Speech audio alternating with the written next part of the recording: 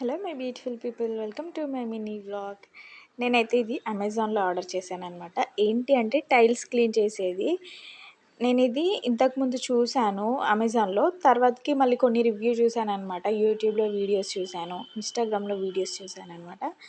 ఇంకా వాళ్ళవి చూశాక నేను కూడా ఒకసారి ట్రై చేద్దాము అని చెప్పేసి అయితే తీసుకున్నాను. ఇది తీసుకొని కూడా ఆల్మోస్ట్ 10 to 15 డేస్ అవుతుంది. కాకపోతే నాకే కుదరడం లేదనమాట. ఇంకా ఫ్రీగా ఉన్నప్పుడు తీద్దాంలే అన్నట్టుగా ఉండే. అండ్ ఫైనల్గా అయితే ఈరోజైతే ఓపెన్ చేశానమాట. అండ్ ప్రైస్ కూడా చాలా తక్కువ, 200 రూపీస్ అనమాట ఈచ్ బాటిల్ కూడా. నేనైతే ఒకటి ఆర్డర్ చేశాను, ఎలా ఉంటుందా అని చెప్పేసి. నేనైతే ఇప్పుడు ట్రై చేయబోతున్నాను అనమాట. దీనికి స్ప్రే చేసేలాగా ఒక క్యాప్ ఉందన్నమాట, దాన్ని పెట్టుకోవాలి ఇది ఫస్ట్ అయితే.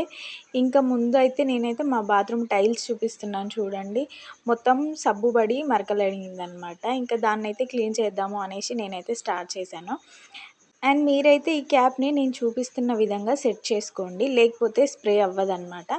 అండ్ నేను సెట్ చేసిన తర్వాతకి స్ప్రే చేశాను. అంతకుముందు స్ప్రే చేస్తే అవ్వలేదన్నమాట. మళ్ళీ ట్రై చేశాను, తర్వాతకి స్ప్రే అయ్యింది.